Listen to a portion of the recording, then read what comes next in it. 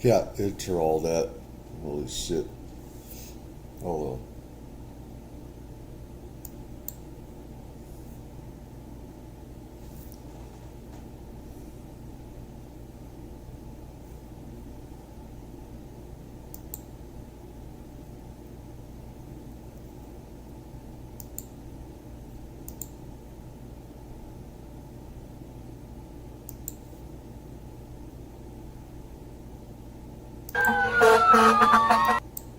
I wanted to go over this, give my own take on this and everything.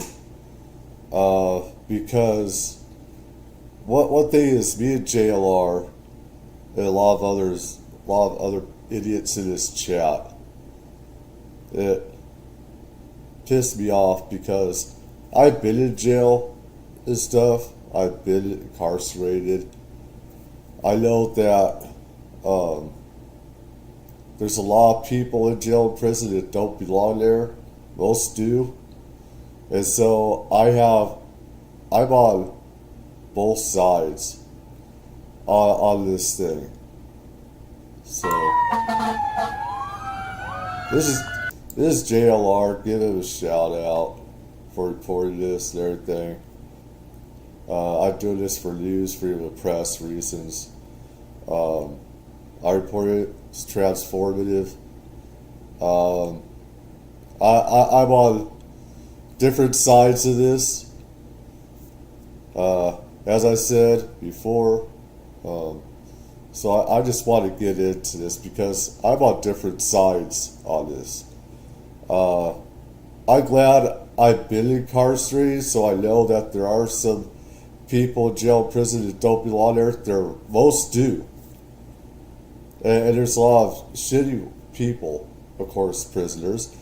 And there are a lot of prisoners that are abused and stuff. And a lot of bad corrections officers. There's a lot of good corrections officers. Let's get into this. The reason they're on strike, folks, is the dangerous conditions in these prisons. In particular, there was a law called the 2021 Halt Solitary Law. And it was a law prohibiting people from being in solitary confinement, inmates, for a long extended period of time. Therefore, a lot of the violent, dangerous inmates would run amok in the prison system, and there's nothing the guards could do about it. And that's one of the many things they're protesting, but we're still trying to get an understanding exactly what they're protesting. I believe they're protesting the governor. I believe a lot, based off a lot of the footage that we've been seeing, they have signs calling out the governor. Meanwhile, we're hearing reports there might be some mediation going on tomorrow, starting tomorrow, to get these workers back at the job. You know, New York is the governor saying that these strikers are breaking the law more or less under this Taylor's law that prohibits state employees from striking. It's cold up there. These people are out there in the cold. Meanwhile, last night, another inmate has died by the name of Jonathan Grant at Auburn Correctional Facility. Inmates are rioting in certain correctional facilities, running the asylum. What's happening in some of these correctional facilities, there's no guards or staff, so inmates are locked in their cells, and they're getting paper bags, meals, like bologna sandwiches. And then we had that incident with Robert Brooks at Marcy Correctional. And you got a bunch of guards now that are charged with murder. It's a big, convoluted mess. I want to go over all of this because I'm on different sides of this. Person said, prison guards are overworked and underpaid. That depends on where they are. Some get paid a lot of money, $50,000, $75,000 or more, some $35,000.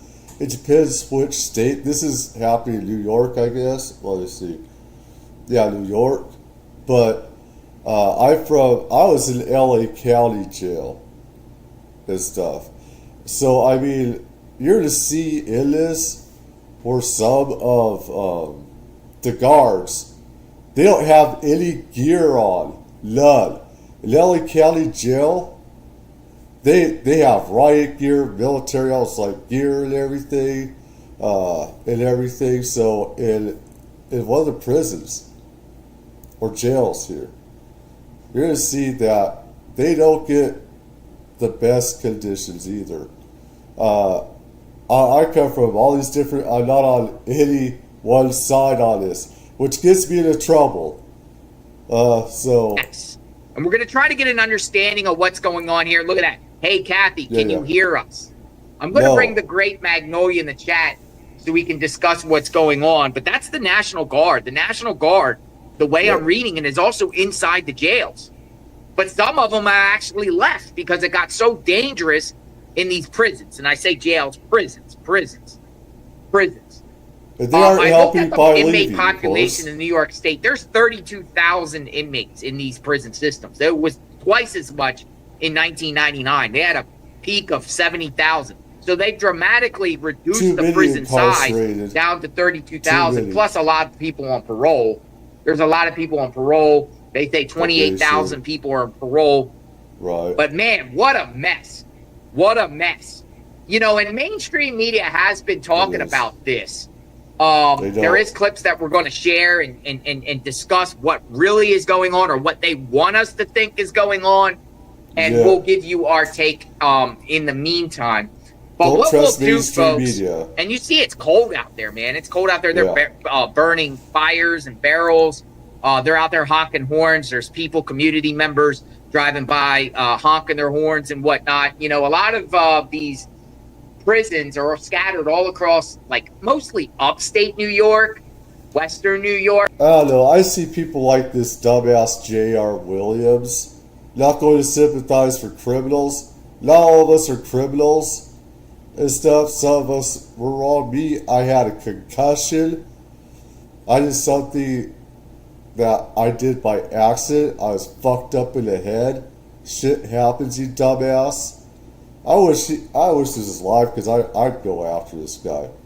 I went after a couple guys in his chat like this. I call him a piece of shit, pretty much a piece of shite. And the thing is, there's like, I was in a sick ward, not sick, people with health problems and everything. There's different, like LA County, you have general population, then you have like the mental health and the sick people in another part. I was lucky. General pop, you know, that's where the violent people are. You got violent people where I am too that shouldn't be there. Where I was at, you know, murderers, rapists, you know, killers, stuff like that. But not all of them, not every inmate, you dumbass, is a problem. I wish this dumbass was in my chat because I burned him alive in here. I know good people that are in jail and prison got a bad deal. I know public defenders that are shitty if they do not care to defend their clients. They just get the money, they get paid, that's it. And I tried doing some law stuff, and it's very hard work. And I love to try and get these people out that don't belong there. Because those are, I mean, over the years, those are hundreds of thousands of people. And there's tens of millions that do belong there, too. But, I mean, you know, everybody commits a crime. People commit a crime just about every day. And they only know it and everything. It's like, these people are trash. I do not like them. Prison guards are just professional babysitters. They're all replaceable. That's not right either. That's not true. I'm on different sides here. I'm not on one side. You know, it's a lot more than babysitting. It's a lot different. Prison guards have to always be ready for violent inmates killing them. I know where I was at, there were plenty of inmates that tried to kill. They did kill some guards. So you're talking about both, all these different sides, which I'm on, and everything.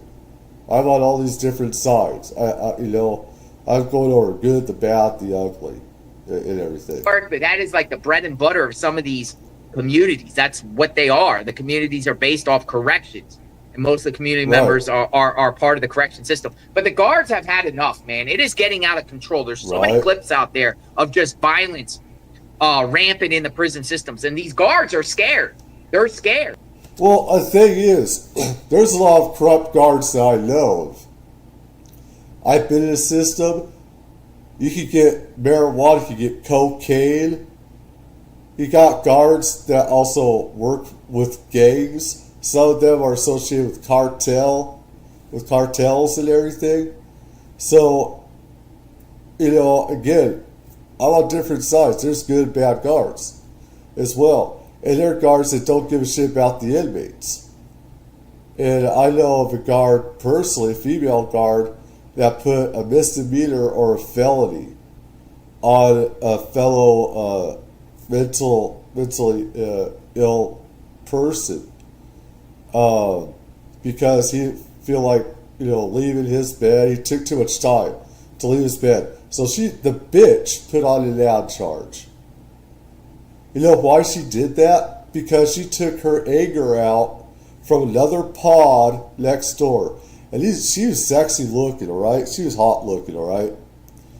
And I'd see some of the other pods, I remember going transit from one pod to another pod and stuff. I was going back and forth.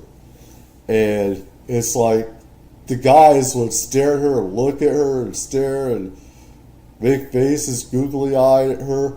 And when she come to our pod, which nobody did anything to her, she'd take it out on us, the sick, the mentally ill, the people that are innocent. And, her fellows, the other guys, they didn't say anything, which is ridiculous. But this guy did nothing wrong. She put on at least another misdemeanor. How many years is that? They could do that any time. So there's a lot of shitty guards, and there's a lot of guards that you keep people locked in, they're going to go crazy. They're going to go crazy. And you're going to get what's coming to you. You're going to get what's coming to you. And there are good guards too. I'm on different sides of this. I'm not on one side on this. I'm just pointing out everything that I know because I've been in it. So, I'm not on one side on this, Everybody's right, everybody's wrong in a certain way. And the policies limit to what they can do. And, it's getting out of control. Now, this is why they're out there. This is why they're out there. So what we're going to do, folks, is I'm going to play the first clip here. National Guard deployed amid illegal corrections. Everyone involved in these unlawful strikes to stop these actions immediately. Breaking news in the last 30 minutes, we've learned that a judge has granted a temporary restraining order mandating corrections officers to stop their so-called wildcat strike immediately. This as Governor Kathy Hochul sends in the National Guard in an attempt to ensure safety and security. That's old slave. That's old slave from the old days. Wow. At New York State prisons.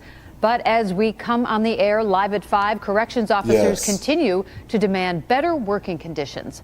Good evening, I'm Mary Alice Demler. And hello, everyone. I'm Scott Levin. Picket lines and protesters now popping up at 30 prisons statewide in New York.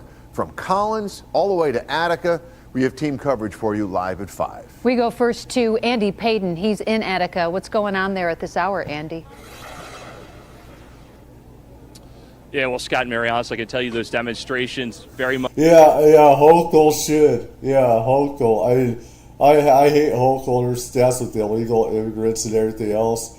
Honestly, like I said, her, Trump, and there's so much blame to go around. It's like with Trump cutting jobs, it creates fear and uncertainty, and cuts with health care that they're getting and other people in certain jobs everywhere. With Trump coming out, a lot of that's Trump's fault. There's stuff I definitely do not like about what Trump is doing. There's stuff that I do like. All right, so I mean, I'm gonna call it out. I'm not on one side on this. I'm not anybody's tool. I'm not anybody's weapon. I have a brain and everything, just like I want everyone else to. It's like I think everybody should have to go through jail, prison in some ways, so they know what happens, so they know not everybody should be there. And there are people that do deserve to be there and deserve to be treated like shit, And let me tell you, the worst of the worst usually get better treatment. They get better treatment because they get their own cell. They are supervised all the time. They ensure they get their food and everything else. The other ones, they don't get that. If you look at P. Diddy, Mangione, Mangione,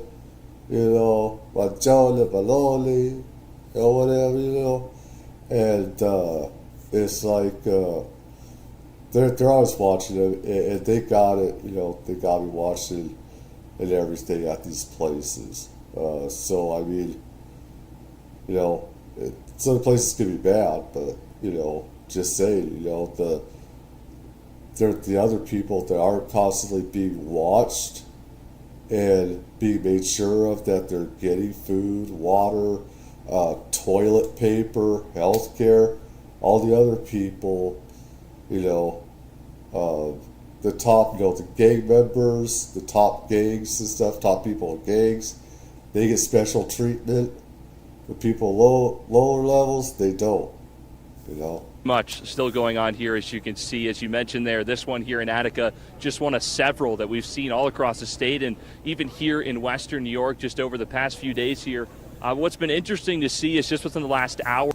You're totally right, Forbidden Planet. Nobody wants Big Bubba as their cellmate. That'd be a big problem. That we've been here, folks in the community have been coming in and providing some firewood that you can see over here, and some snacks. If we can go pan over there to the right, to try to help out with keeping them warm, keeping them fed, quite literally fueling the fire here in many cases. But the main difference that we're seeing today is across the street there over in the facility, and what's inside there. You can actually see a couple of the vehicles now right in front of there, Ben. This is the first time we're seeing this here. Those are National Guardsmen right there. We're told about 12 of them have been sent here to help remedy the staffing situation here. 12. You heard Governor Hochul make that stern promise yesterday, saying that 12 people are to help only do one pod. You got hundreds, you got up to 300 people in one area in prisons. You got up to 300 people in each one of those segments, one of those places. And that's not enough. I mean, all these guards are out there, not in the prison. I mean, Jesus if this Christ, strike continued, the National Guard would be coming in here, and that appears to be the case after calling these demonstrations illegal and unlawful, saying that this essentially needs to stop here because this is violating Taylor law that prohibits state employees like these correctional officers from going on strike. But the officers that we've spoke to here since we've been on the ground here have said that what's unlawful are the conditions that they're having to face, and the fact that they're working in many cases 30 24-hour shifts at a time continuously. They're not being able to see their families. That's not right. 24-hour shifts? Are you fucking kidding me? I mean, when I did nursing stuff, and when I was doing some pre-medical stuff and everything, and people shifts in hospital, that could be 12 to 24 hours. But that's a lot different from doing jail and prison work, where you have to worry about inmates throwing shit at you and some trying to kill you and shaking and everything else. And oh my God. Having time to even take breaks for lunch or dinner breaks.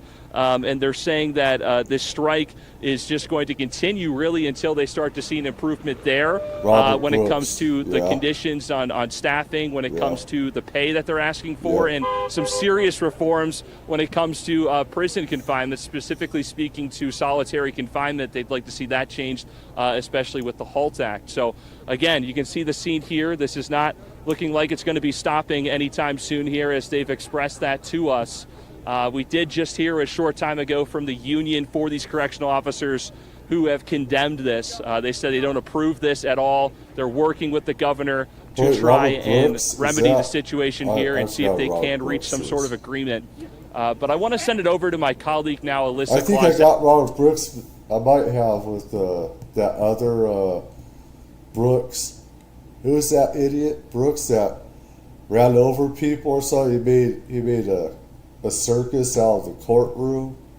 Was that Albert Brooks? No, it was. I forgot which one. Tell us to continue our team coverage from College Correctional. Let's send it over to Alyssa now. These correctional officers behind me have now been standing in below freezing temperatures for 3 days in a strike that now has the attention of local lawmakers. Congressman Nick Langworthy today joining the picket line outside of Collins Correctional Facility and emphasizing the calls being made by corrections officers across the state, asking for better work conditions. As of this morning, corrections officers have said there are now over 30 facilities across. From what I know, at these prisons, there's some dirty, rotten corrections officers, like in California and other places. All right, I'm not saying these guys are doing it, but I bet there's some dirty ones there too. In every prison you got, there's good and bad laundry there. All right, and they like to initiate fights. They like to initiate blood sports, killings of people, just to get certain people out, body bag or not even body bag. They bury some of these people on site at the prison or whatever if they don't have family and everything. But they orchestrate fights and all sort of stuff. They allow drugs, alcohol to happen, all sort of stuff. There's good and bad. I just say I have to put that out there because there are a lot of idiots in this chat and are really dumb and stupid and don't know anything, and they should be the ones going to jail to see what it's really like. The state taking part in what is considered an illegal strike according to state law. And in addition to better working hours, part of the request being made by corrections officers is the repeal of the HALT Act, a piece of legislation passed in 2022 that guards say have made it harder to discourage bad behavior in the state's correctional facilities. Right. Langworthy today calling for it to be repealed as Governor Hochul responds to a third day of strikes. Repeal it. Call a special session, emergency session, go in there and repeal it and let them do their jobs again. Right. I will not allow this chaos to continue. My administration and I have been and will continue meeting with union leadership to resolve this situation immediately. As these pickets continue, there are officers inside of correctional facilities like Collins who union leaders tell me have been inside for days as these facilities seemingly attempt to hold on to as many officers You never were an inmate. You go to another job. It's fucking simple as that. You're not an inmate. I mean, the hours, if you're working 24 hours, that is extreme. But 12 hours, that's usual. That's the way it is. It's the same with the doctors and nurses at hospitals. It's the same type of thing. Either that or 8 hours. It's not 6, usually it's 12-hour shifts. That's the norm.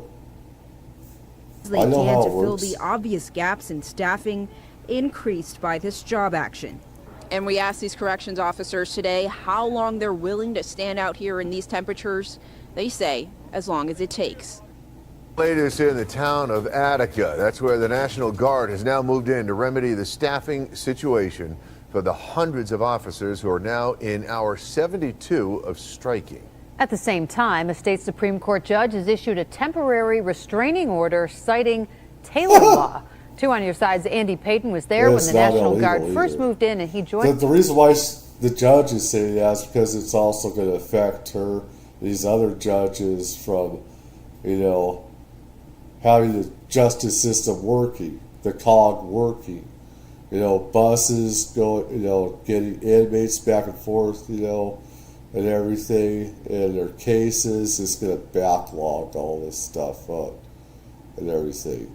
And it's a big emergency. That's why the judge did it, because this isn't like an auto workers strike or a bus strike or social services strike or just an everyday job kind of strike. This has to do with violent criminals, etc.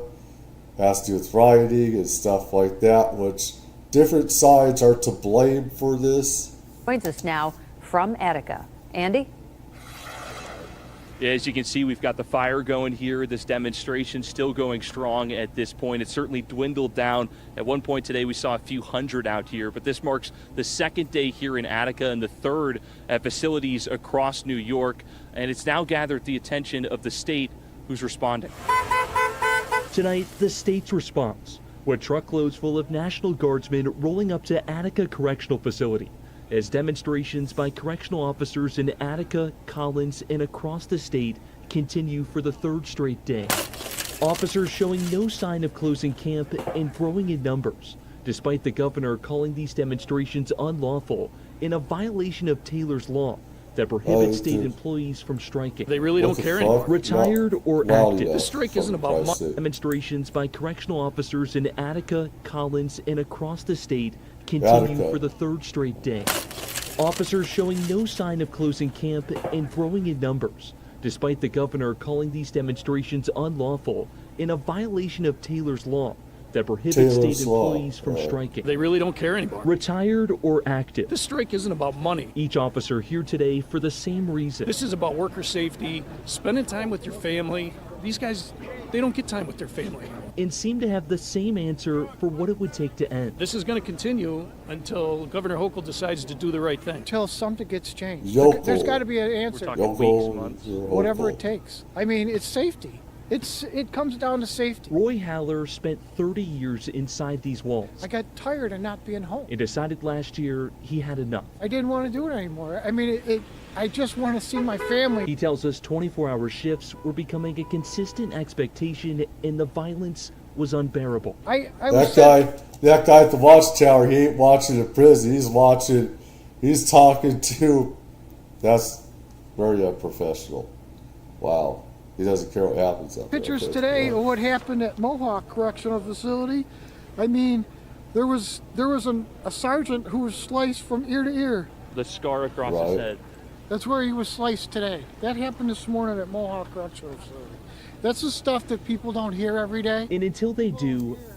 Well, both sides. You don't hear the other side of what happens with inmates, with corrections officers. You don't hear that side either. I mean, I want all these different sides covered is the thing, Roy and hundreds of others here tell us, regardless of the state's actions, they plan to stay put no matter how long it takes. On your side in Attica, Andy Payton. I guess they'll have our jobs. Got the great Magnolia in the chat. Good evening, Magnolia. Hello. Good evening, everybody. Good evening. Magnolia, this looks like these guards are in it for the long haul. Yeah, they don't look like they're going anywhere. And what's the first thing that comes to mind for you about this whole situation, Magnolia?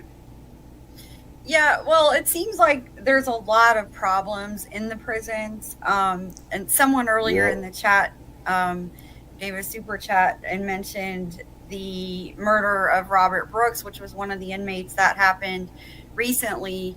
And I believe those guards, some of those guards have been charged now with that.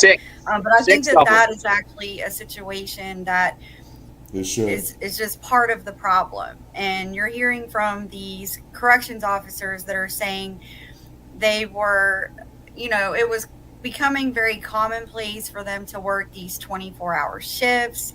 Which is bad. And the conditions. So one of the main things I see these idiots talking about DEI. DEI is something different. It's like, you have nothing to offer for our use DEI. You're pretty stupid and pathetic. These people don't look like DEI. You know, you guys are pathetic. It's like, if there's DEI, then, you know, you have proof of that, then that's different. But that they're talking about is this HALT Act. That is what they want to get rid of. And I think you kind of did a little more research on that. But essentially, it took away solitary confinement in these prisons. And the guards say that makes it more dangerous for them because they're not able to put violent prisoners in solitary. And so that's one issue that they're protesting about. And also the fact that they're working such long shifts. It just seems like things in the New York prison system have boiled. So it's calling about the National Guards, or Guards, whatever you prefer, National Guard, getting shitty jobs there. So is the military. They're not supposed to be doing what they're doing half the time. The military was just for fighting, you know, warfare. That was it. Now they're doing the jobs of policemen and stuff. That's not what they were. That's not what you go in the military for. It's not. That's what the military is for warfare. War. That's it. At this point. Sounds like the boil over before the infamous Attica riot years back. It seems like the same type of thing. This thing is at a tipping point, and guards look like they've just had enough. They've had enough, and they say, we want better conditions, and we want the HALT Act, because the HALT Act has only been around for 2 years. It was in play. It got passed by the state legislature in 2021 and went into effect in 2022. It limits segregated confinement to 15 days in a row or 20 days in a 60-day period. It also prohibits anyone under the age of 21 from going in solitary confinement, anyone over the age of 55 from going into solitary confinement, and anyone that is listed as disabled. Now, disabled is the word disabled is interesting because, most inmates, you could arguably say is disabled, have a mental illness. Most inmates have some form of mental illness and diagnosed with something. So it pretty much prohibits anyone from being in solitary confinement. STDs. So the guard's position here is what happens when inmates go crazy and, the violence and everything like that. How are you going to hold these inmates accountable for? Right. How are you going to hold them accountable? They're back in the general population, and it's just wild and crazy in these prisons. A lot of them. I see both sides. You can't keep them all.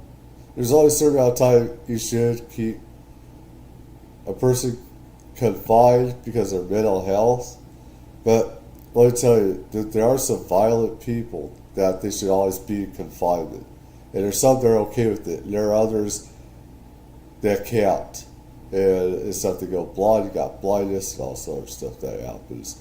So I see different sides with that. Yeah, P. Diddy is in New York. He's a different penitentiary. I believe it's federal prison, jail. He hasn't been totally arraigned. His case hasn't. He has a lot of cases. Some of them are old anyway. They're old. A lot of them need to be redone. It's really bad, and I believe we're at a tipping point here. Now, this is a standoff. Whether the union gets negotiates with the governor's office, and they come to a resolution. I'm not so sure here, because now we're on I believe day 6, something like that with this, and you see piles of wood, and they're out there for the long haul. Yeah, it's been going on for about a week now. And I just put a comment on the screen a minute ago. Another layer of this is that the union seems to not support these officers protesting, which is interesting. So normally when you see strikes like this, they're usually organized and supported by the unions. And so that's not happening here. That's for whatever reason. Maybe people in the chat can explain that a little more. I'm not really up to speed on the prison unions in New York, but that's what it sounds like. They're not getting that support. And so that is actually emboldening, I think, Kathy Hochul a little bit in her stance, because she is coming out and saying these are illegal protests. She's calling them wildcat protests. So yeah, it seems like we are really at a tipping point here. We've been hearing stories about inmates taking over the prisons in some cases. National Guard is being bussed in. That's another layer of the issue. You know, a lot of people feel like the National Guard may not have proper training to be in these types of situations with violent inmates and things. They may not have that background. And so they feel that the National Guard now is not safe and they're at risk. So it's just a complete disaster from top to bottom, the way it looks. Maybe by the time we're done with this live stream, we can figure out what a solution might be. But right now, it's just a mess. Well, I think the Robert Brooks case also added to this element, because you got 6 officers indicted, you know, and the officers, it's like a brotherhood between the officers, and the officers will back the officer no matter what. And I think a lot of these correctional officers are in fear now that they could be the next person being charged with a murder if they're handling an inmate. Which they should, if there's a lot of illegal stuff going on that these new corrections officers are doing. There's a lot of bad stuff. Now there's bad stuff that inmates do as well. So now, I don't know the situation with Brooks. It appears bad, and appears like, they shouldn't have done what they done to Mr. Brooks. But now you got officers charged, and I'm sure a lot of the other officers are on notice, or they're scared. And what do you do with problematic inmates that are out there? I'm not saying Brooks was problematic. I'm just saying, what happens if you have a problematic inmate, that's not in solitary, that's running, and then the guards, handle them or take them to the ground, and the inmate dies? Will officers start being charged, or even charged if the inmates get hurt? So I think, because there are times you do have to shoot and kill inmates. There are times you do have to shoot and kill them as well. This had plenty of times where, guards in the tower have had to kill inmates because they're stabbing somebody, shaking everything. They had no choice. They had to kill them, I mean, the inmates know that when you get in there, you do stupid stuff, you get killed. At the same time, there's some bad guards as well. I think this is a big part of it, too. It's just a complete mess. Visitation has been completely suspended. There are people that are granted parole, but are in fear that they won't let them out on parole, people, because of just the short staffing, and people will have to sit and do their full time. Yesterday, an inmate died. Apparently, they're saying, the rumor is the inmate was killed by another inmate because he was in for a sex crime. An egregious sex crime, and the inmates sought retribution. This is a way for inmates to seek retaliation against other inmates that they don't like.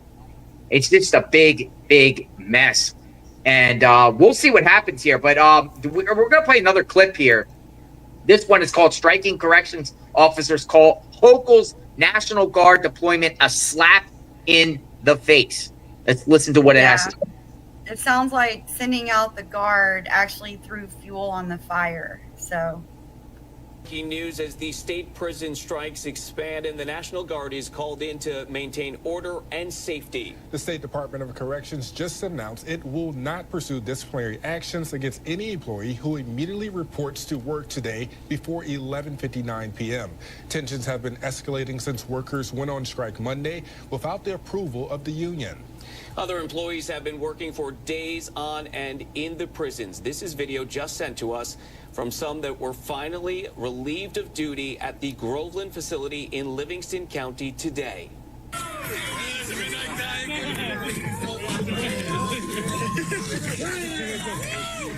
A lot of emotions and concerns running high as the strike moves ahead with no immediate end in sight. 13 Williams' Carly Miner spoke exclusively with 2 correction officers who are on strike. Carly?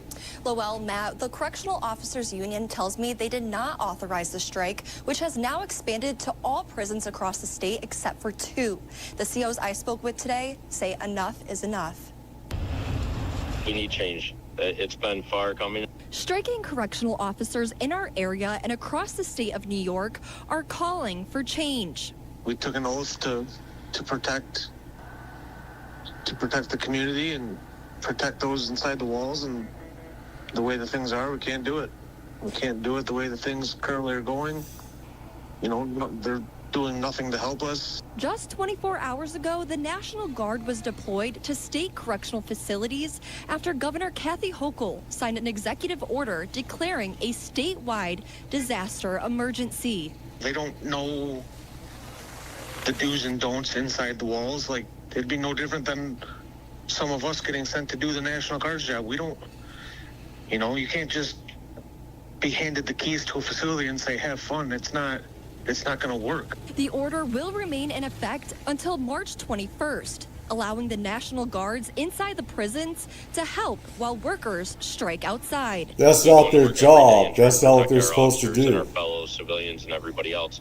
And they're not now trained you're for gonna demote that. me because I'm standing up for myself and my. I mean, some are trained more for riots now, but it is ridiculous to have the military do the job of law enforcement. Law enforcement is for civilian part, military is for international, or, you know, if there is, you know, or that they're created for warfare, not for civilian stuff. Family. Striking correctional officers tell me mandated overtime and the 2022 HALT Act are at the top of their demands presented to the state correctionals department that must be changed. Someone said the Russians know what to do. Well, Russia, let me tell you, I know what happens in Russia. They've killed the guards. They go after the guards and the inmates. You don't have a right to walk off the job. You don't have a right to freedom of speech. You don't have a right to anything. You're told what to do. If you don't do it, you're dead. And your family suffers. That's what happens in Mother Russia. Going for the future. It's not safe for anyone. So we don't care. We're here for the long haul and as long as it takes. We've also received several calls from inmates and their families concerned for their loved ones' safety at this time. Lowell? You see it. National Guard coming in. They feel it's a slap in the face. Can they actually be replaced? All these guards, and how many actual guards are on strike? That's the question. I mean, as we heard, it doesn't seem like the union is part of this. So how many of the workforce is part of this? Do we know, Magnolia? Dozens upon dozens, just right there. It looks like I think it's extended pretty much across the whole state. I don't have a number on how many are protesting, but I think it started with maybe a few prisons, and it's grown at this point to include pretty much all of the prisons. 40 out of the 42. Yeah. But how many guards within each prison? Is it like all the guards? There's dozens upon dozens. I think it just depends on each prison, because some of the prisons, I'm told, are not on lockdown, while others are on lockdown. Mm-hmm. And a lockdown would be a ghost staff. It would be the inmates would be confined to their cells 24 hours a day. They don't come out for recreation. They don't come out for visits. You're breeding insurrection. You're breeding revolt with having a lockdown. They're to get what's coming to them. They have a right to riot and stuff like that, and that stuff happens. There's visitation, nothing. That's they get right. just, you have to bird bath in your sink, take a shower in your sink, and they'll feed you through a slot, bag sandwiches. Similar to like in the federal bureau of prisons, when I was there, during hurricanes and different natural disasters, they would have the jails on lockdown for a few days, and you would stay in your cell, or if there's some sort of disturbance in the prison, too. So I think we're talking about thousands of guards here. The main concern, as you heard and we've discussed already, the HALT Act. the HALT Act. And the HALT Act, I think, is the top priority here. They feel moving forward, they need the HALT Act repealed. They want to allow these inmates, problematic inmates or administrative inmates, to be able to be put in solitary confinement if they act up. Yeah.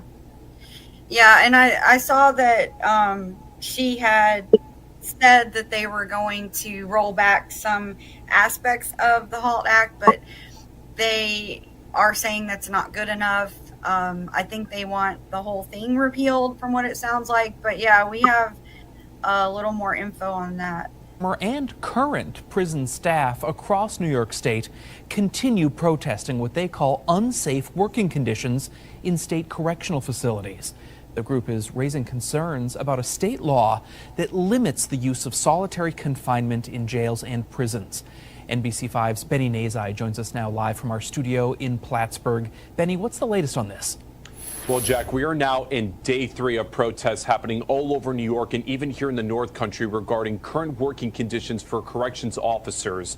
Now, this was the scene earlier today outside Clinton Correctional Facility in Dannemora, and many keep in mind with lockdown stuff like that, it means that they're not going to always, if there's a problem with the toilets, that means they don't have to do anything to the toilets. They don't have to fix them either.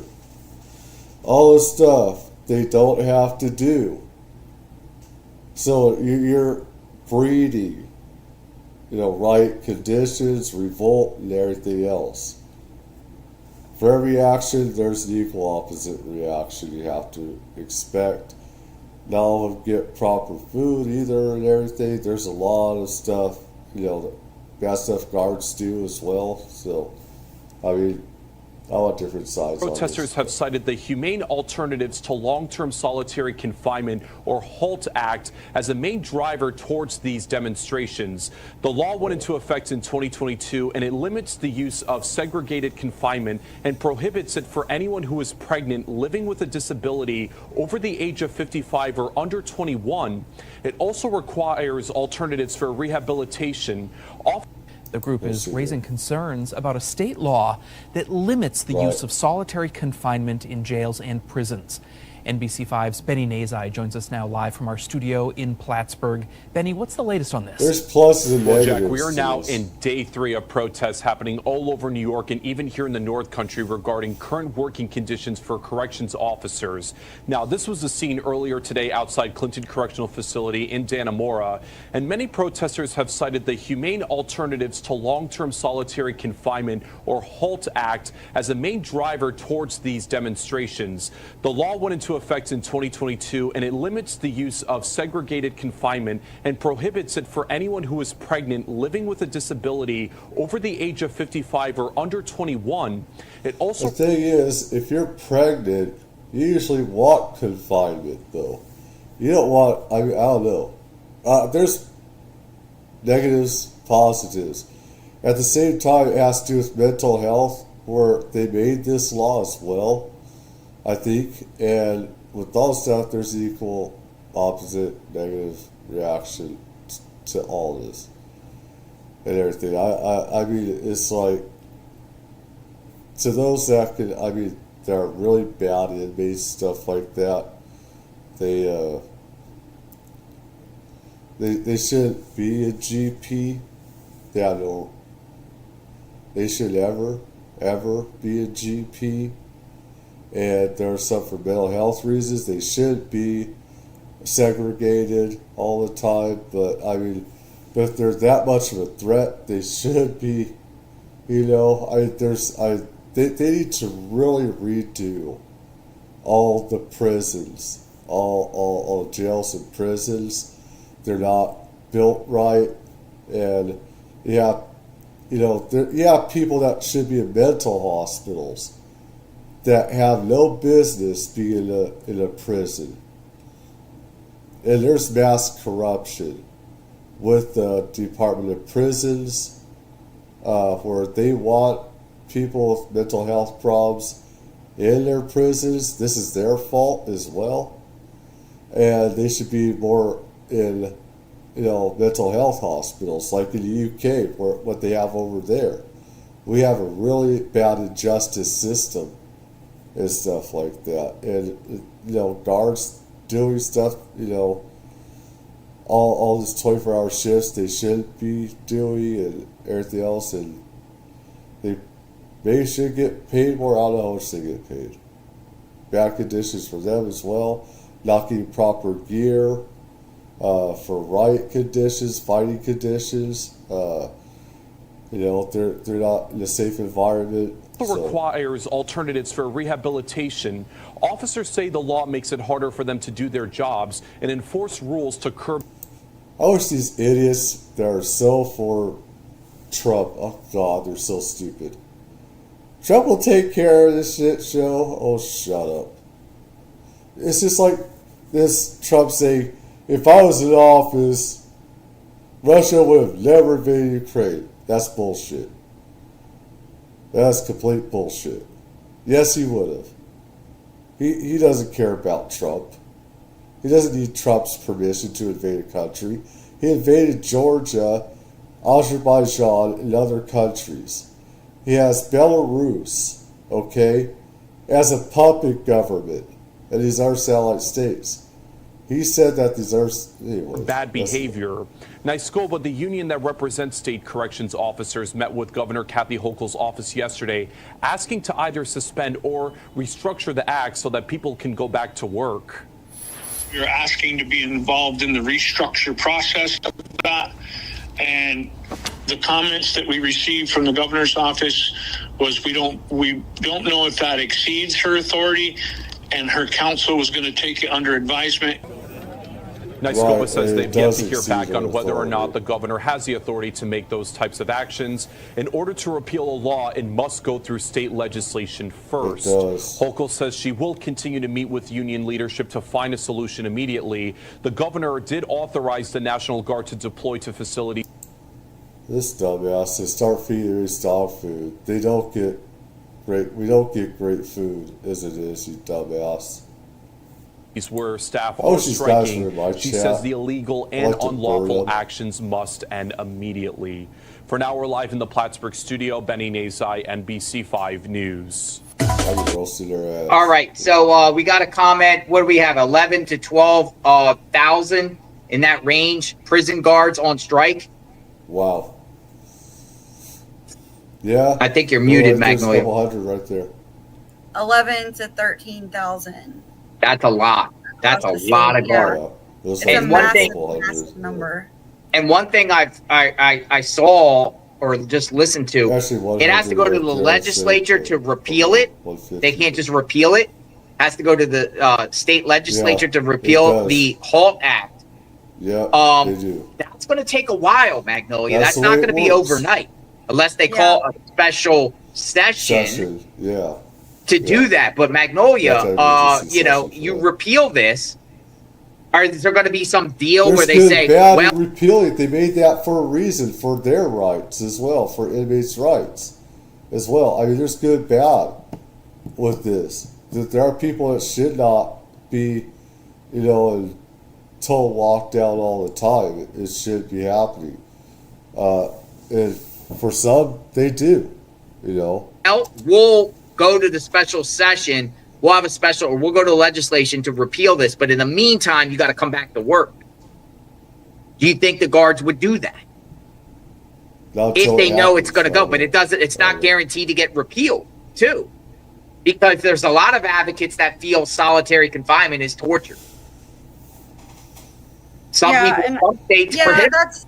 That's been a big push. I mean, a few years ago, I remember a big push in a lot of areas was getting rid of solitary confinement for the youth population. And it's inhumane for some. It's inhumane. It's wrong. And like I said, they need to overhaul the prison and jail systems. I mean, the violent people, the bad violent people, yeah, they should be in total lockdown for that. I mean, to attack others and attack guards, those have to be in 24-hour lockdown all the time. But others not so. There's good and bad with it. And like this particular act does prohibit it under the age of 21, but then it goes further and says no one over age 55. There's all these different restrictions on it. So I think in order to get the people there, we have teenage kids that are killers and everything. We have school shooters. We have all these crazy kids that murder their parents, committed rapes and stuff like that. The worst of worst. That are under 21 or 15, 16 years old. Most dangerous, and they should be in total lockdown all the time. So it shouldn't be relegated to age and all this other stuff. Though the workers to come back, these officers would definitely want some type of reassurances that things will change, because it sounds like immediate change might be needed in some of these prisons, especially where if you have guards working 24-hour shifts on a regular basis, I mean, I don't see how that can be sustainable. It's not. Yeah, there's so much here. Could Hochul or could the state just fire all these workers and just replace them with workers that will be in agreement that they'll comply and they have no problem with the whole act? I mean, how can you fire 11,000? I mean, that would be hard to do, because a lot of them are experienced. A lot of them have 10, 20 years under their belt. It's hard to replace. A lot of them know the ins and outs of the prison system. A lot of them are, generational family. I think they can. I mean, under law, they can. But, it's going to get tied up in the courts. There might be, it's different from state to state, and locality and municipality. It's different in each jurisdiction. About they got laws and stuff where you have to make a payout. You have to make things optional. What's in their contracts about getting fired? They have to get back pay. Some of them would have to get back pay. So with the law, you can't just fire them. It depends what they signed up for. What's in their contracts. So I mean, it has to do with the unions too. What do they sign up for with the unions? Members that have been working in the prison system. Yeah, people think the legal system is infallible. It's not. It's fouled up. It's very fouled up. It's a big, huge injustice system. There is no justice system. From fathers to grandfathers and on. It's hard to just replace like that. Now, I was just thinking here, as a solution, because obviously it's the art of the deal here. There's got to be some sort of middle ground that. As soon as we get this under control, it'll be restored. But I'll let the Commissioner back. So once we believe that the situation is under control, we are already in conversations with several different facilities and their local representatives about returning to work. We are hoping to see that continue through this afternoon and this evening. But we do have National Guard in place, but until we have our full contingent of correction officers, visitation will be suspended until we are sure that it is safe for both the visitors, the incarcerated individuals, and the correction officers. National Everyone Guard involved in these unlawful strikes to stop these actions immediately. They're lawful. Legal action has already commenced to ensure compliance. Anybody has the right to assemble. Do what's right. Do your jobs. Breaking within the last hour, Governor Kathy Hochul is ordering corrections officers to immediately stop what she is calling an illegal strike. And at the very same time, a state Supreme Court judge has issued a temporary restraining order citing the Taylor Law. This comes as National Guard troops arrive at Attica Correctional Facility and protests continue at other facilities like Collins Correctional. And we have team coverage for you tonight following these latest developments. And we're going to begin with 2 on Your Side's Andy Payton, who is live at Attica Correctional Facility. Andy? Yeah, Scott and Mary Alice, you can still see that scene. These dangerous prisons. 2 on Your Side's Andy Payton, who is live at Attica Correctional Facility. Andy? Yeah, Scott and Mary Alice, you can still see that scene. 2 on Your Side's Andy Payton, who is live at Attica Correctional Facility. These dangerous prisons. Strikes have caused lockdowns at facilities statewide, with officers saying conditions are simply unsafe right now. Governor Hochul is threatening action for the strikes that she says are illegal. We have team coverage for you tonight as tensions inside those prison walls reach a boiling point. First, CBS 6's Brandon Sapardi is live out. It's not illegal, but if they're in violation of union stuff, it's not. I mean, they could lose pay and everything else because they're under contract. They could lose their contract. Illegal, no. Against contract, yes. Outside Kentucky Correctional with an exclusive look inside those prison walls. Bree. Good evening, Greg. You know, these freezing temps isn't stopping these folks here behind me from taking a stand. At the height of this strike outside of Coxsackie Correctional Facility, there were more than 100 corrections officers out here, just one of more than 2. This surveillance footage showing the moments leading up to a 2022 prison riot at Great Meadow Correctional Facility. In the footage, an inmate attacks an officer before chaos ensues. The riot sent 5 officers to the hospital. This footage here showing a glimpse of the struggles corrections officers say they face daily. This scene from Greenhaven Correctional Facility, an inmate stabbing another. Officers struggling to gain control. They don't want that spray. Officers say staff shortages are at crisis level, forcing into grueling mandatory overtime shifts while violence among inmates is escalating. They all tell me they're afraid to speak on camera, fearing retaliation. But they're not geared. Those officers didn't have gear. When I was in LA County jail, they would be fully geared. They got riot squads on the lower floor, you know, and they're ready, you know. And they got a lower floor there because that's where inmates are being transferred there on lower floor, so they're always there. And you can see some of those guards there and stuff like that. They got burned out. Some of them got PTSD. You know they got that. You can see it on the guards' faces there. Those units. And I remember one time in the pod I was at, there's this one guy that was brought up from downstairs to see our pod because we were the most chill pod. We're the cool guys, you know. We have all this fighting and stuff like that, like other pods had. And so they brought him, dude.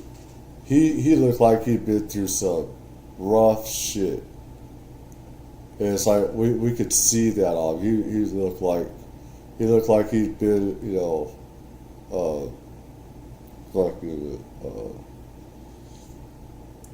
what is it called? I get wrong acronyms. I can't use that one because it's wrong acronym. But PTSD.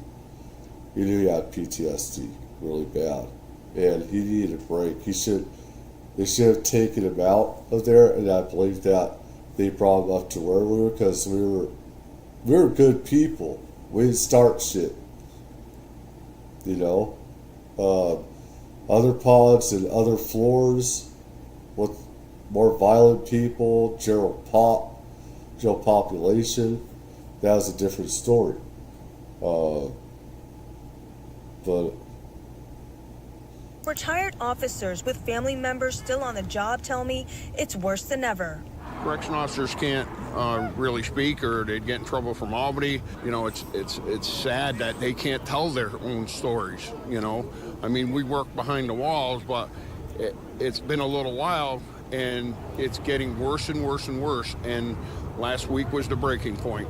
The shifts normally is an 8-hour shift. Now they're into the sense where they're getting stuck. They're working their 16 hours, and then the jail's saying, well, we're short, so now you got to work another 8 hours. So now you're working 24 hours. It is supposed to be rehabilitation. Prisons and jails are supposed to be rehabilitation. There is no such thing as rehabilitation. There's some people that they got schooling there, but when you got violent criminals mixed in with other criminals that don't do the same amount of time, and sometimes the violent criminals, they're housed with non-violent, they end up getting killed by inmates they're with as well, you know, if they're in their cells, you know, with them. You have to worry about rape, murder, assaults, you know, and all this other stuff. And dumb piece of shit that say that everyone deserves to be there, you're just an idiot. You don't know what you're talking about or anything. But there is no rehabilitation hardly. You know, I mean, in some parts, you know, you got that schooling. You're lucky, but not everybody can get that. You know, you have to be on a special list for that. So, I mean, Can you do that? Officers are calling for better working conditions, like the end of 24-hour shifts or the HALT Act, which limits solitary confinement in New York State. The Department of Corrections responding, saying legislation can't be changed overnight and that they're doing everything they can to recruit and retain staff. Meanwhile, the strikes continue to strain prison operations, Governor Hochul threatening to take action. I am directing everyone involved in these unlawful strikes to stop these actions immediately. She is such an Legal idiot. action has already commenced to You ensure have no compliance. idea about law. You know nothing Do about what's right. law, Do constitutional your law, jobs. or anything. You're a total yokel. With many officers on strike and refusing to report to work, the governor has deployed 3,500 New York National Guard troops. They're already on duty assisting correctional facilities across the state. The governor also brought in an independent mediator to help end the prison strikes, which she considers illegal under state law. Now, It's these not officers illegal. behind me say they're going to be out About there you until breaking their demands are met. contract.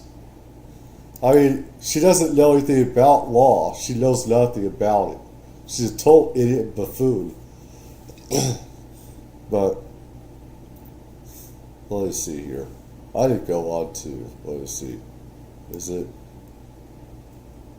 here? I mean, this is Message Aspergold and his viewers from Ordinary Ukrainian. I'm going over this and everything because this is about Ukraine. I'm putting my side on this and everything.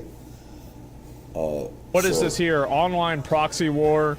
It's spam. What is this? Hope you can discuss it on my stream.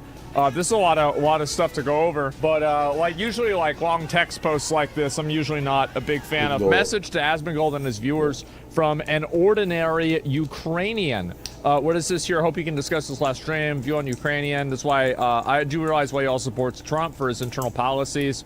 If I were you, I'd also support deportation of illegal immigrants, especially those committed crimes. It's only reasonable for fucking sure. Like you, I'm fed up with Hollywood pushing its agenda to make it look like every second person in the world belongs to a sexual minority. Yep, true. I stopped watching American TV about 5 years ago. It becomes unbearable. Like you, I'm fed up with blatant racism from woke people. I'm guilty because I'm a white man, even if I have nothing to do with slavery. Absolutely fucking true. If I were you, would also support auditing the overgrown governmental apparatus. True again. This guy is farming truths. Even I, as an outsider, think that the U.S. is monstrous. I'm sure money is wasted. Yes, absolutely. I could go on about internal changes, but what Trump does externally in his foreign policy, I cannot understand and accept most of what he does. So you're a Ukrainian, of course you don't, because he's not favorable towards Ukraine, it seems, right? At least if you look at it from certain perspectives. So yeah, I'm not surprised by this at all. Yeah, why help Ukraine fight Russia? I've forgotten Russia has been your arch enemy. I mean, the thing is that Trump has no right.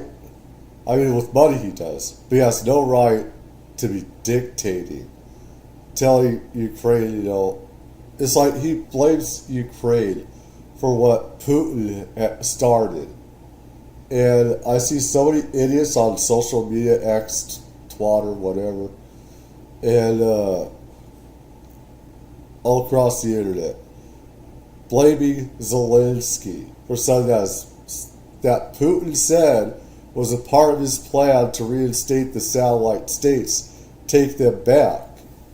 And that includes Hungary and Poland. And that includes Lithuania, Estonia, Latvia, all these other countries. He sees, I know more about history with Putin than most other people do. Because I've been in and around it, the intelligence, I've been around this stuff. I've done reports on it for, since I was a kid. So I know more about this than these other idiots on social media and news and everything, because I've actually been around it. And, you know, Putin goes back to East Germany, you know, and the secret police over there, KGB. And, I mean, he rose to power, criminal stuff and everything else. And he said that, you know, the downfall of the USSR and letting the satellite states be independent was the worst thing to ever happen. He said that should have never happened. And he's taken over parts of other countries already. It's his plan to take over everything. He took over Crimea.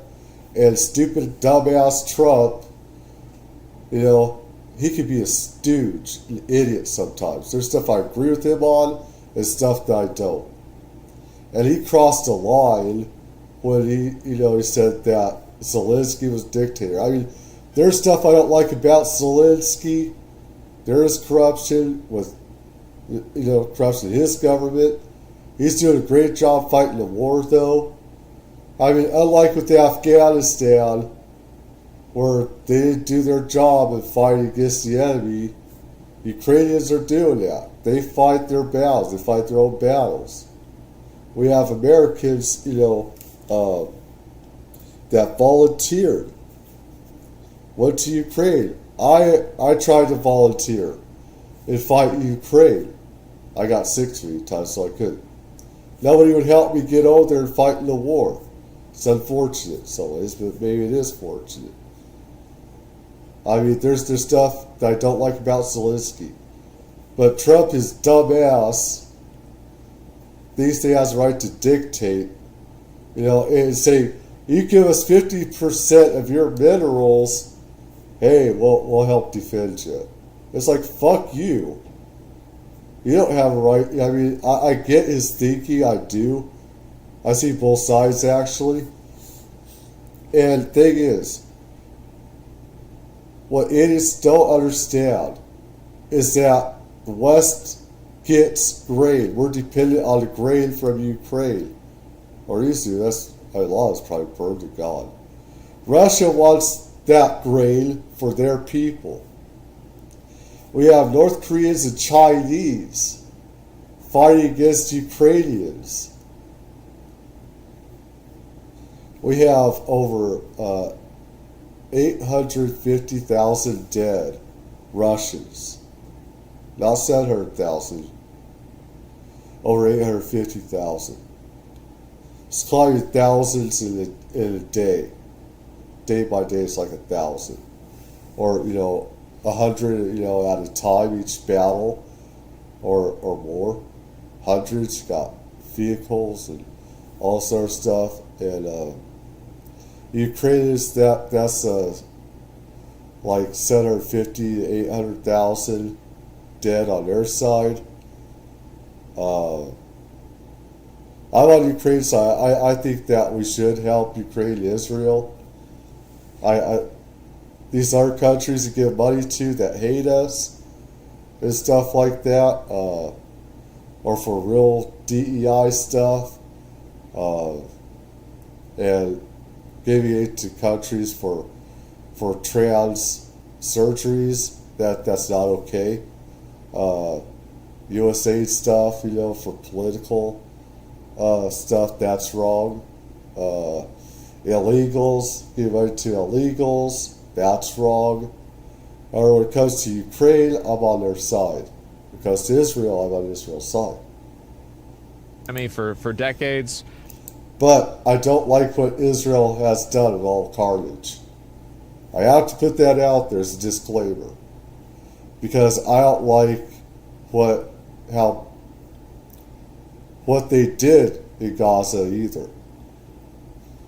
I for destruction of terrorists and killing them all off. Hamas, Hezbollah, stuff like that. I don't like what they did with killing all the civilians, all this other stuff and everything. Because it breeds hate. They're just creating more hate. Even most Israelis know this. Yeah, a lot of Israelis were protesting Netanyahu and what he was doing in Gaza. Because Netanyahu's gone too far. He did. So there's stuff I don't like about that with Gaza. I'm totally against. And yet I'm also for killing all these terrorists off as well. And I know the UN is corrupt because I've seen them traffic fighters in caravans. I've seen it live on video, using UN vehicles to traffic terrorists. So I know the UN is a corrupt organization. But let's get back to Ukraine. Yeah, I don't think that's really worked out for either one of us, but yeah, that's technically true. Let's see here. Haven't you seen Russia use SSR flags when attacking Ukrainian positions? No, I haven't. And this person basically just wants me to like support Ukraine. I do. I don't think that you need. I completely agree with what Trump says about Zelensky. He's by no means a dictator. Look. Yeah, I don't think he's a dictator. I think people might have got the wrong idea about this. Trump crossed the line. Like, bro wrote a speech for the UN and decided to post it on Asmongold. Yeah, basically, right? And also, like, I'm already on your side. I've been on your side. I've been on your side the whole time. Like, obviously, there are things Trump does that I agree with, things that he does that I don't agree with. Like, I don't need to defend a person. I'll defend individual actions and ideas. Like, I don't like what he's doing with Ukraine either. I've said that before. I disagree with it. Bullshit. So, like, you don't need to convince me. Now, you can convince, you know.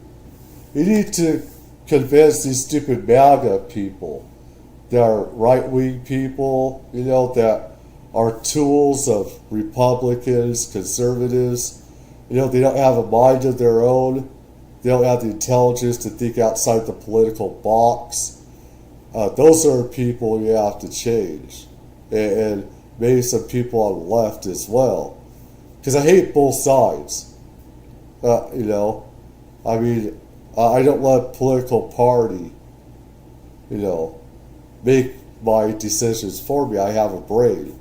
I have an IQ above a houseplant. I see most people on social media don't have an IQ above a houseplant. How they're able to breathe sometimes, I don't know. Because it makes no sense how they're able to still breathe with the IQ somebody has. Maybe some of the viewers or some people that are in chat or whatever, because like they might not have the same viewpoint, but like from my perspective, I've always been on your side. I've always been in favor of this, and I've never thought that, right? And so I don't want anybody to get it twisted and think that like I'm like some unilateral, no matter what he does, Trump supporter. That's bullshit. And anybody who is a retard. Like you can't. That's why I love you, you fucking sexy man. You fight hell, brother. That's just not. Yes, I overdid that on that, but I want to make funny. Yeah, it is. Maybe dangerous to be America's enemy, but to be America's friend is fatal. Henry Kissinger. This guy apparently fucked up and destabilized a lot of countries, but everything I've read from him, it sounds really smart. He's a good communicator, man. And he got along with the Arab League, other Arab countries, Muslims, stuff like that, and they're worried that they could not work with Henry Kissinger, but they were able to. That is very uncommon for a Jewish man to be able to work with Muslim and Arab countries. It's just about unheard of. But Kissinger was great at it. He's a smart guy. Wasn't this guy like the Secretary of Defense or Secretary of State back in the day? I feel like that's a little bit scary for the for that guy to say, right? And misquote. Well, even if it is, you know, I think in some cases it's true. He probably did say that, but that was towards the enemies and stuff like that. It can be fatal to go against America, it can. But he was also a great problem solver. He was a great diplomat. Henry Kissinger talking like that was for the enemy. People that, you know, did stuff against us. As a warning, you have to use that language for evildoers that conspire, try to do things against us. So, true, right? Yeah, I mean, we've roached out on people before, I believe you did and but to be America's friend is fatal. That's a misquote. Oh, it's a misquote. Okay, great. That's good to know. That's an update for you, my good sir. Thank you. I could see Kissinger actually say that, though. I could say that. I wouldn't doubt it. But it could be misquote, but I could see him say that.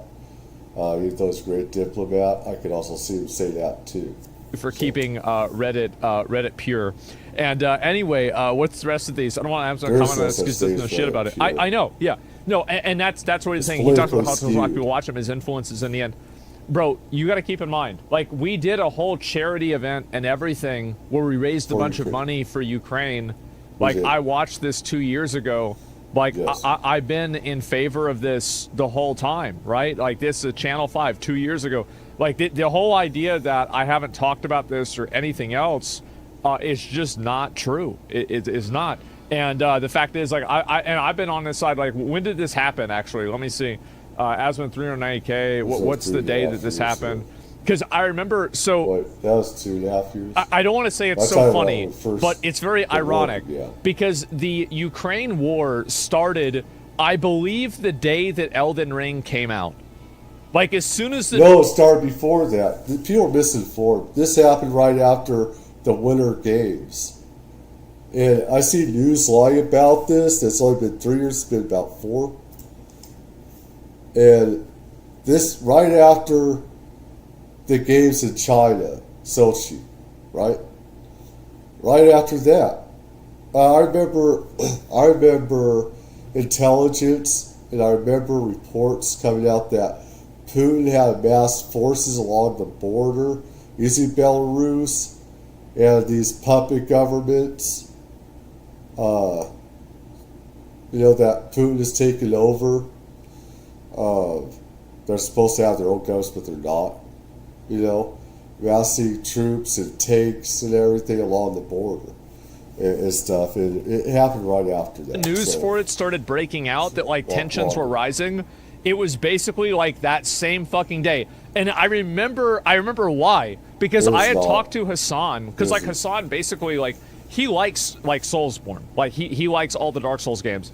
And I was like, oh, man, he's going to be so excited because he asked me, I got a chance to play a demo for the game. And he's like, how was it? I was like, it was amazing, right? He's like, oh, I'm so looking forward to it.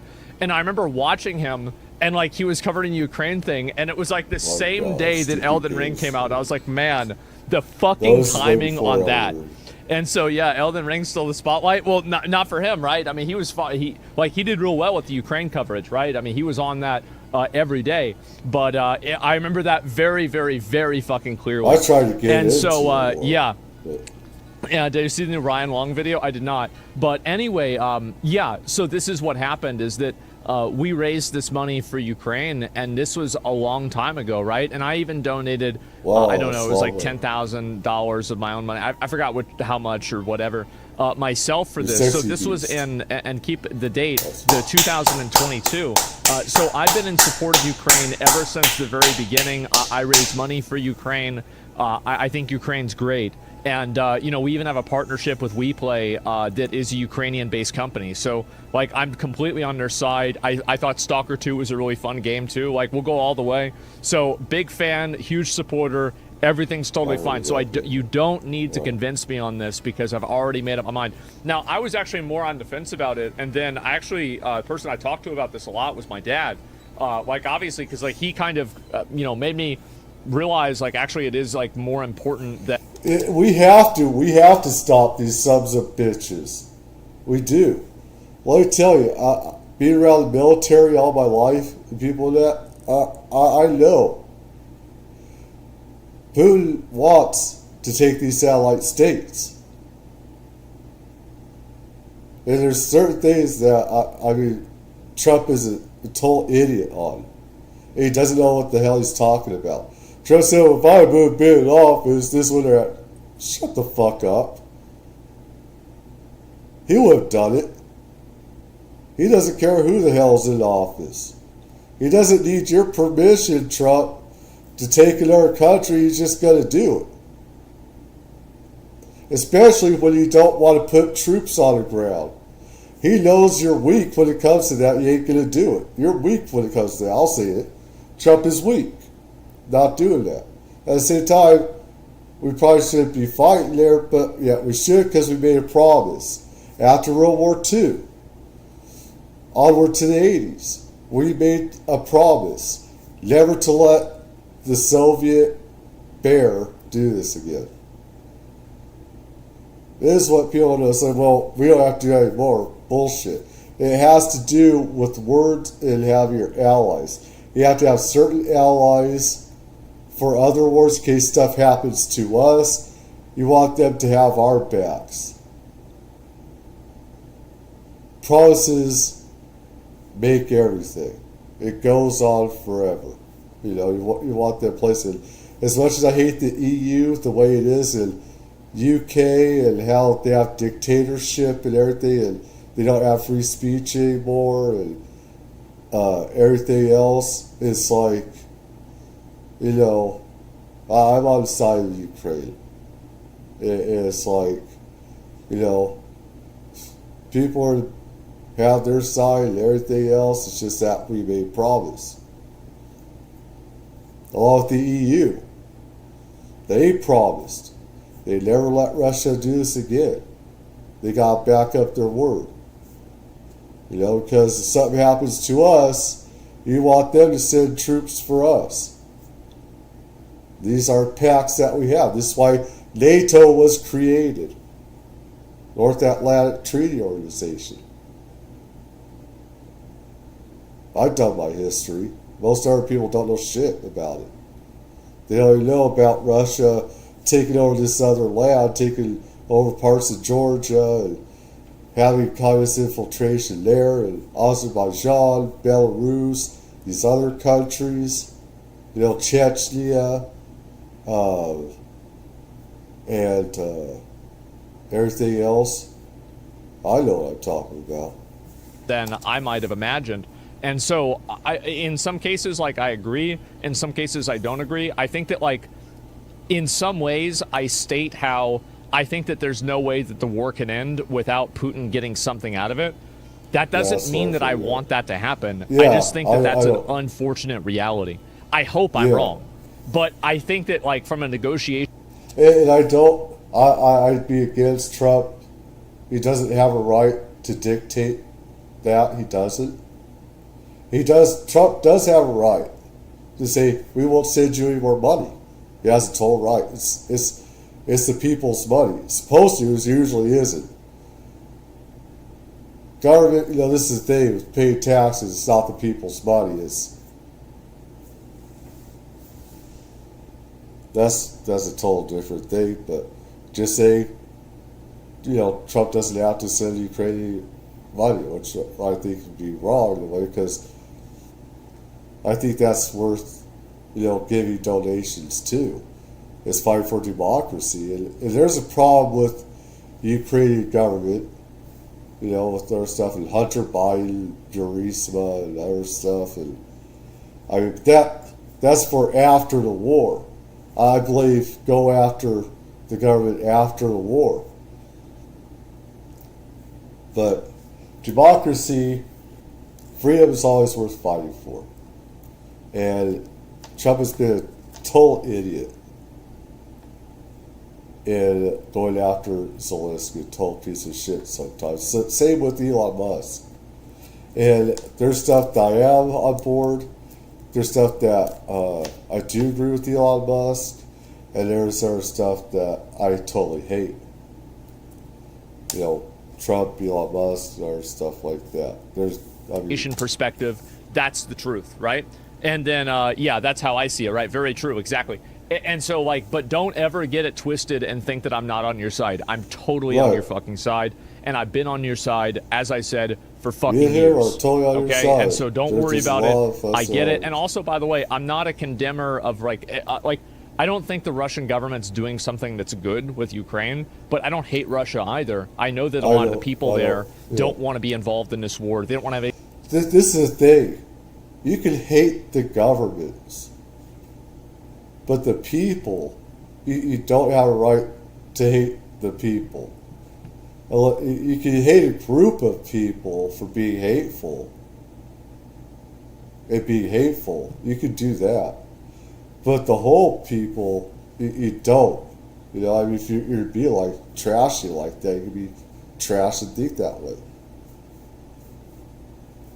I don't like China having a communist government, but it is what it is. I love the Chinese people.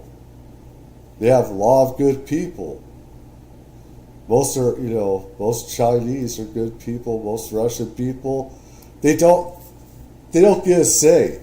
The Russians don't get a say in being in this war. If you don't go, okay, there are families that have been killed, executed for protesting this war and protesting that their sons are going off to war. There have been public revolts of family and families saying, fuck Putin. We're not going to send our kids. No happens to them. They go to jail or they're dead. And if Putin, I mean, look what happened with that Wagner guy. He got pissed at Putin, and he should have used troops when he had the chance against him. He didn't. He backed down, and that was a mistake because he's dead. If you're to never go halfway, go all the way. The guy Wagner Group, that was head of that, and he was complaining about Putin all the time. And Wagner Group is a terrorist, mercenary group of thugs, mass murderers, rapists, the worst. I know what's going on all around the world. I can remote view a lot of times. I can remote view and do psychic stuff and know what's going on. I don't need the news all the time. I know what's, a lot of times I could do that, sometimes I don't know, I don't want to know. But it's, and the guy in Wagner Group, he's dead. He was killed in a plane crash. It's blown up. I mean, what do you expect? You go against Putin. I mean, there has to be a group effort, and everyone is scared of him, and I don't think they should be, but anything to do with this. They don't want to be conscripted to fight some fucking war for some geopolitical Yeah, they don't have a choice. They don't. If they don't go, they'll just be in the gulag, and those gulags are the worst. Okay, what we have here in the West, in America, is, let's be honest, lucky to have what we have in the West in prison, as bad as it could be, as shitty as it could be. What they have in Russia and other countries, you have, say, like 4 to 8 people in one cell in some prisons, they have different beds there. Well, imagine having 20 people or 40 people crammed into an 8-person cell and having not always having workable toilets, not always getting food, etc. You're freezing. You don't have proper clothes or any of that. It's a lot different in other countries. They don't give a shit about you. They don't care if you're a good or bad inmate either. You just treat all the same. You got forced slavery type of work. Man. Yeah, they don't want to fight this war. Russians don't. They don't like it either. So when Zelensky blows up some Russian apartments, I'm not okay with that. He is a piece of shit for doing that. He should just go after military targets. And usually he does. But sometimes he does some shitty stuff. Putin doesn't care about civilians. He wants all of them dead, usually. He's rebuilt some stuff, but Putin goes out of his way to target civilians, not military assets. I mean, there's a big difference, though. Existential NATO threat, right? They don't care about that either. So, like, a lot of them just want to play video games and fuck around. Only 80%? Well, yeah, wow, what a big surprise. A country that, you know, in some cases where political dissent is, you know, fucking made illegal and penalized, and also where you don't have freedom of speech, and you do have massive propaganda. Wow, what a surprise. And you know, the crazy thing is, UK is more of a dictatorship than Russia is. There are more people being thrown in jail that have been thrown in jail in the UK than Russia. Isn't that a kick in the head? Surprised that in all three of those cases, they lead to a lot of people having a perspective. And also, 80%, that's 1 out of 5 people. 1 out of 5 people doesn't support it. And I bet a lot of those 1 out of 5 peoples are the ones that are online playing video games, interacting with people all around the world that don't want to have anything to do with this shit. So that's what I think. Protesters were arrested, they were, right? And so that's, yeah, 1 in 5 is in a lot. I think it's a pretty good amount, man. It really is. That's a lot of people. So Trump is taking a massive L on the way he's handling it, or not? For real, 100 on a stack. He is. Yeah, disagree with it. Absolutely. And that's it. I think that he brings some common sense solutions to this, but at the same time, not with this circumstance, right? With the complexities, but that's where I'm at. That's what I think. And yeah, Red Trump L. Unfortunately, yes, there are concerns that Ukrainian president could be voted out of office if the country holds an election. Well, that's the thing. He's fighting this war very well. I don't want to see somebody else voted in or put in. Dumbass Trump, I swear to God. I love and hate Trump on certain things. I do. I'm just not one of these dumbass MAGA people. You know, I'm not brainwashed, you know, by a political side. I have a brain. I'm too intelligent. I have a higher IQ now. As dumb and stupid as I could be, and I could be retarded on stuff, plenty of stuff. I'm glad to say I'm more intelligent, have a higher IQ than be, you know, a tool and a weapon for a political side and believe everything. So, I mean, this is the thing. He's doing really good.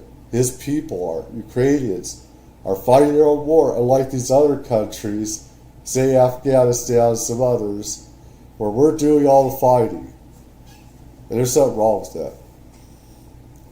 Afghanistan, there was people, there were Afghans, I have to be truthful, and there's a lot of Afghans that were, but not as well. Not as good a job as the Ukrainians doing. They say they fight, they've been fighting this. You know, each side is almost 1 million dead. Their bodies still on the ground. Both sides have not been able to retrieve each other's bodies hardly. If any, Ukrainians more so than Russians. Because it's constant war and back and forth. The Russians usually don't stay around. I mean, they've got some territory. They gained some, they lost some in Kursk, you know. Which, I mean, it's crazy how They took Kursk. World War II, that was a decisive battle in World War II, and how the Russians won the Eastern Front.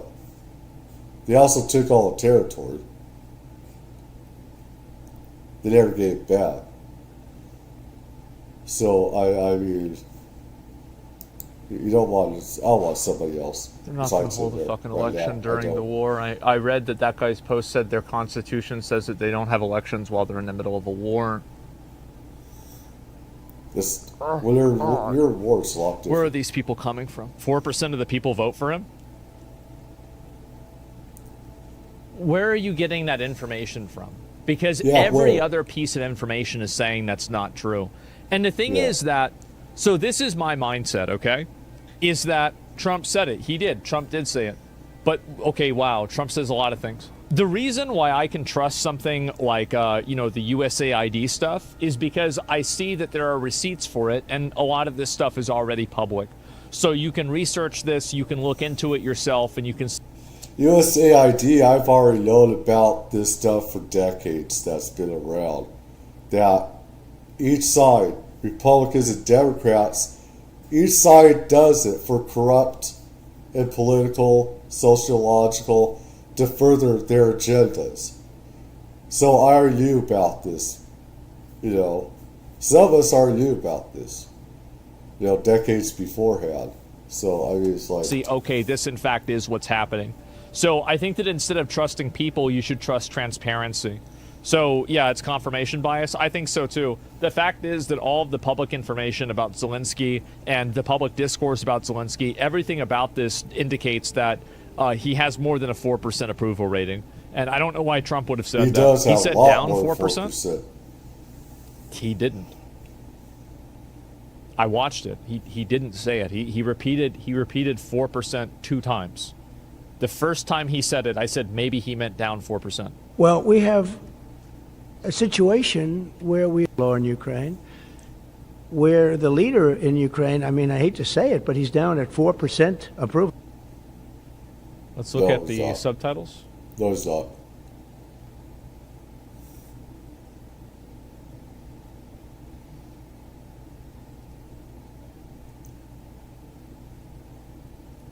That's just it, right? Like I'm not. I don't want you to think that like you're stupid or whatever.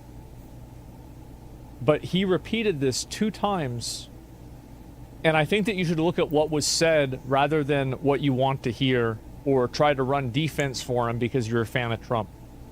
If you're really a fan of Trump and you really want Trump to succeed, you need to hold Trump accountable for the things that he does are problematic. You can never succeed if you can't admit faults and you can't improve on your mistakes. Stop just blindly dick sucking. You're not doing anybody any favors. Yeah, you're not making anything better. I understand that you think blind allegiance is a good thing. You're an I idiot. don't think being blind is. You're an idiot if you are.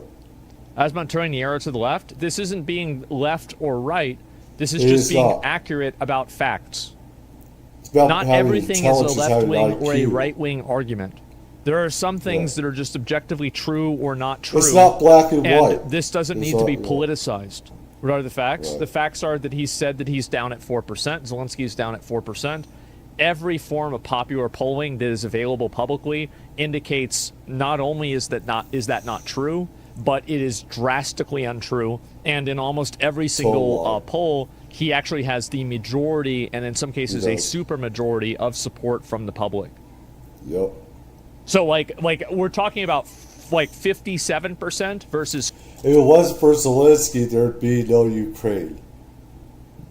He's held things together, and he's had to reshuffle commanders on the field, stuff like that.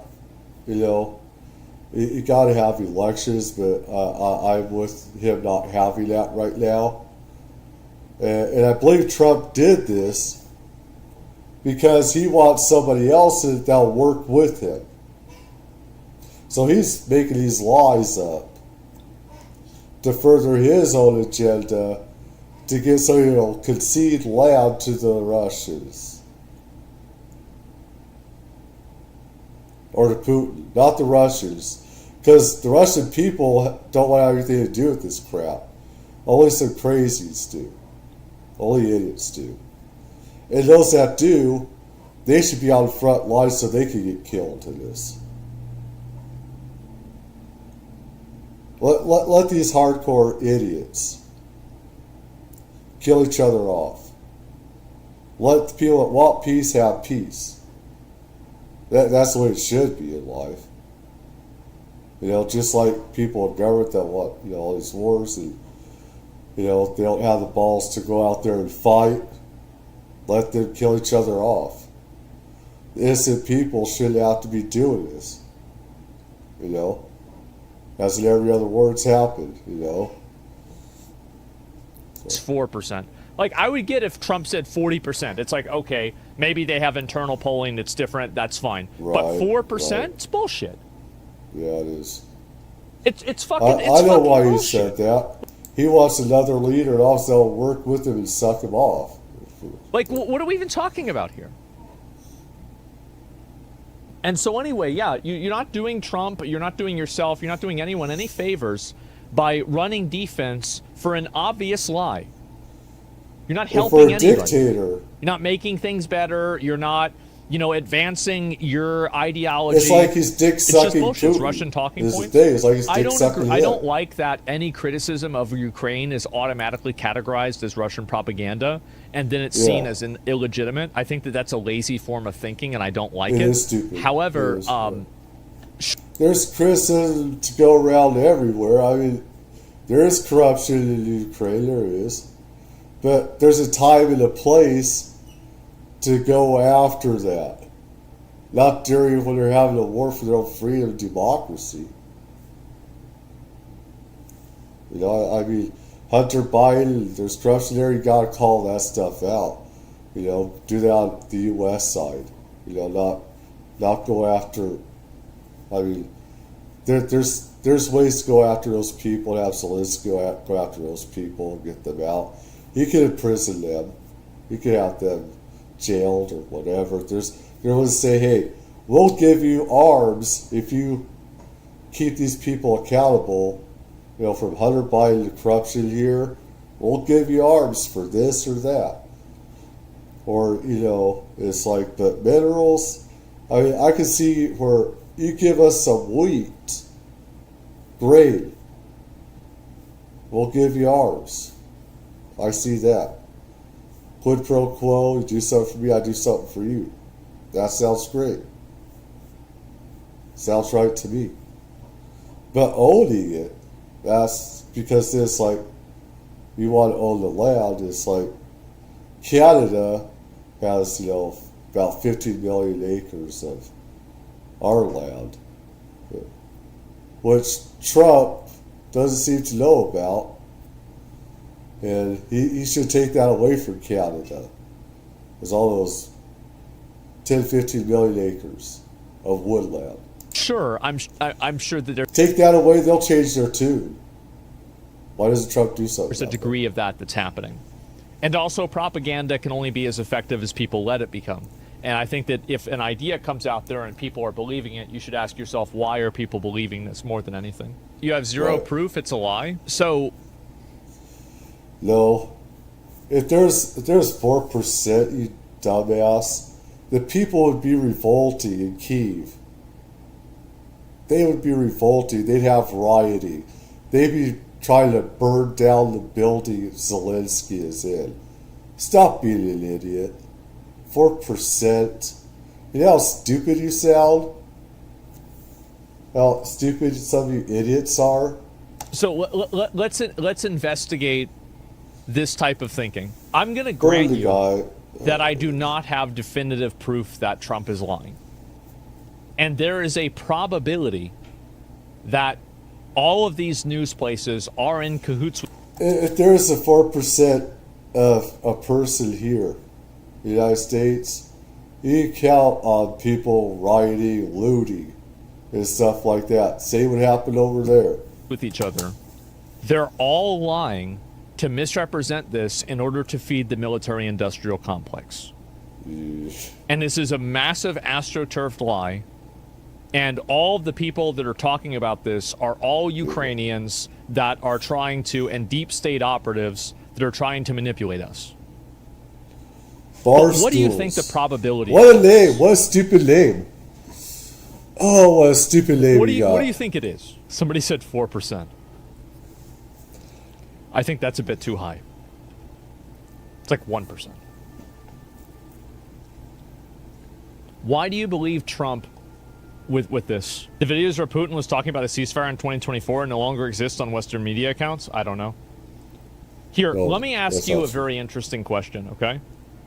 That's what I've been saying. He's a drone? What would make you change your mind and believe that Trump wasn't telling the truth? Like, what information would you need to hear in order to find out that Trump wasn't telling the truth? Like, what form of proof would you want? For Zelensky to win an election? All right, he did. I think that it is outrageous. Yeah, he did, number one. And number two, I am okay with a grand conspiracy theory, but this is why I don't believe it with what Trump is saying.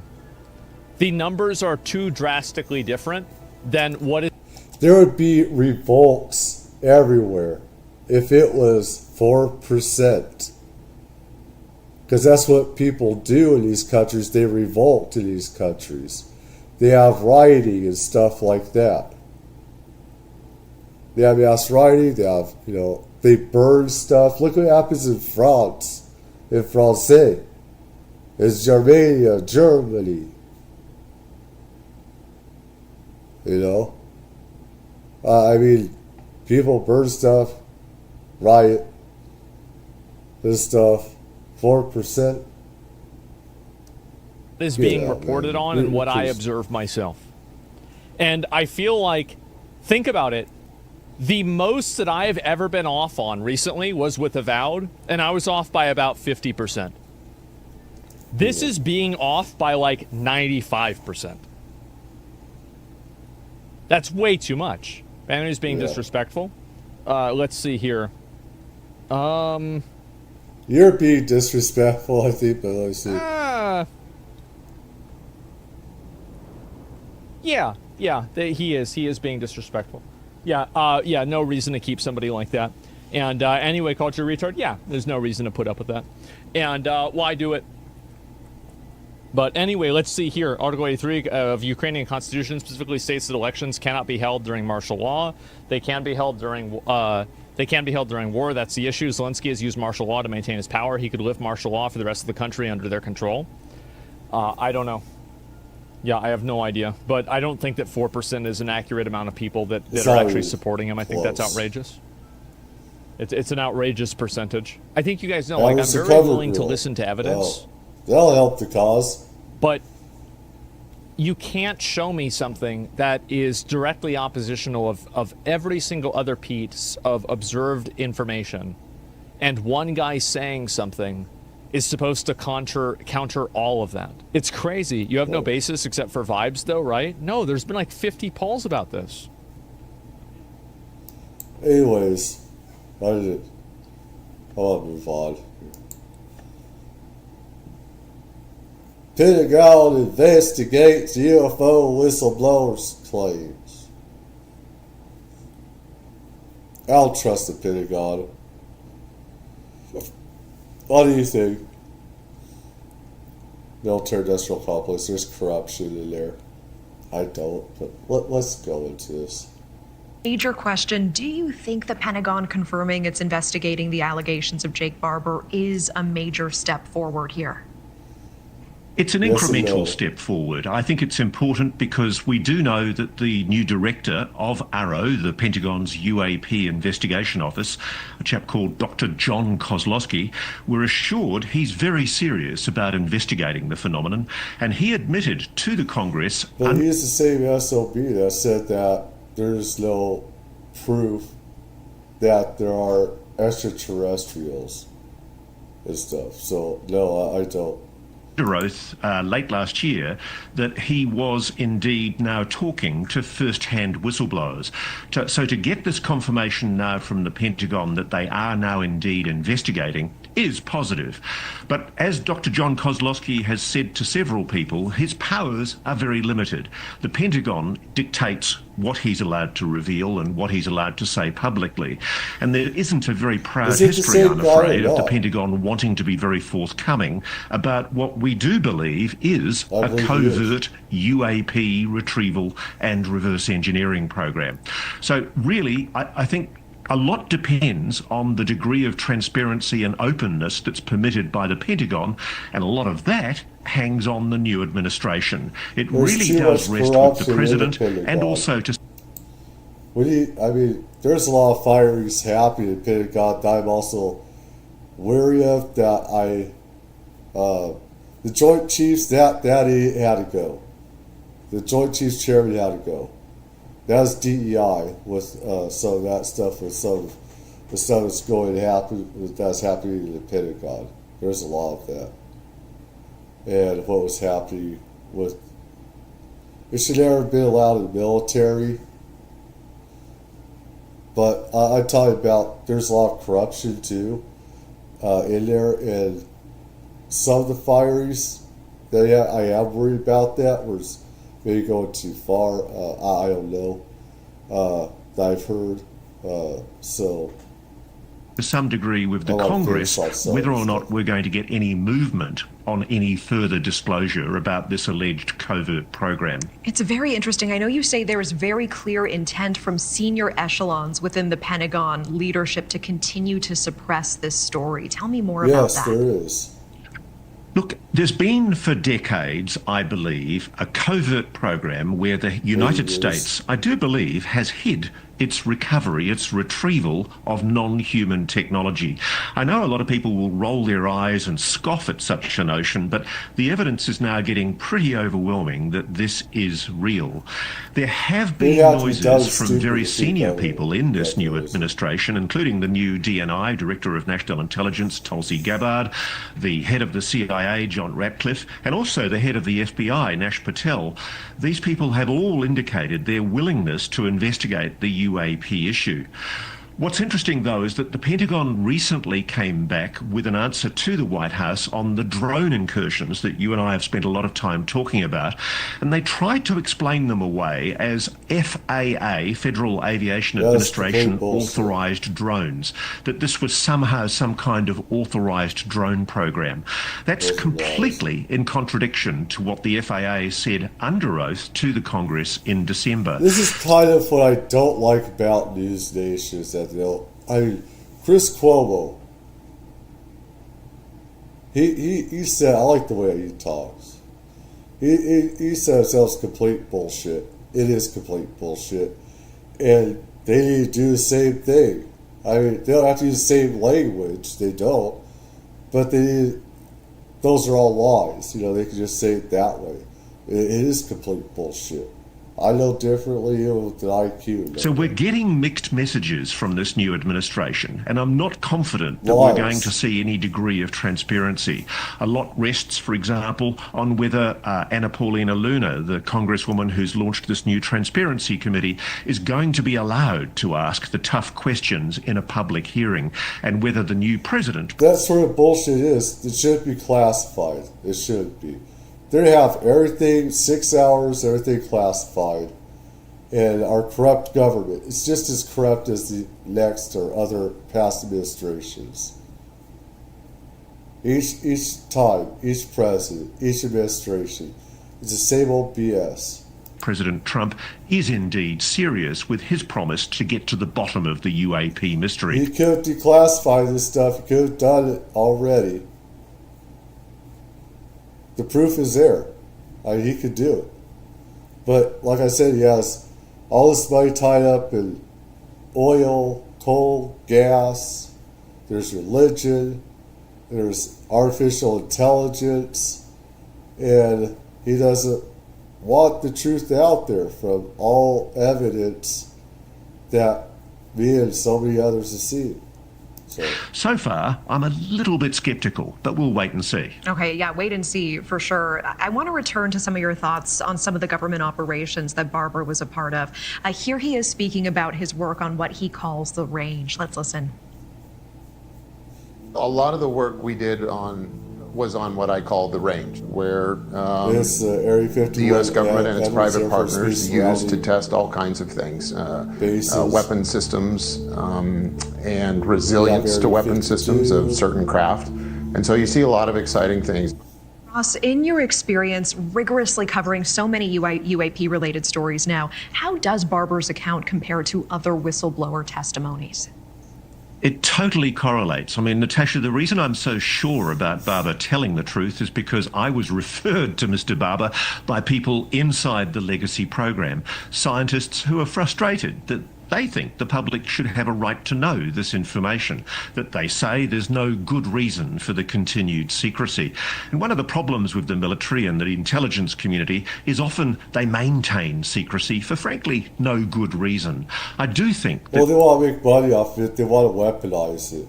Like I keep saying, they want to weaponize the psychic, psionics, telepathic side, and they don't want people to have a right to go off into space, do space exploration. They don't want people communicating with non-human intelligence, stuff like that. That's the answer right there. That's why. That we're on the edge of a possible disclosure if this new government decides to be candid. And I think there's really no good reason why the continued secrecy should continue in the way it has. The government does have the opportunity to finally, once and for all, admit that we are not alone, that there is indeed an advanced intelligence of a non... Well, they're afraid with all the criminal stuff that they've been doing. Because then, disclosing stuff, people are saying, what about all the killing and murder you've been doing to people, keep this stuff quiet and everything like that. On human nature engaging with this planet. But whether the Pentagon wants to admit that or not, there is a certain inevitability, because Jake Barber and his team at Skywatcher are now trying to replicate what they did on the range privately with the backing of private equity. Thanks for watching. Which I don't trust either. This is where it's like, we're special, we can do this, we're not going to do this with other people. It's like, everybody should be able to do this. I understand some of the reasoning, but just like I keep doing what I'm doing.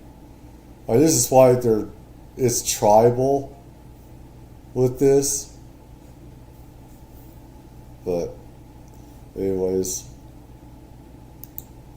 that's it.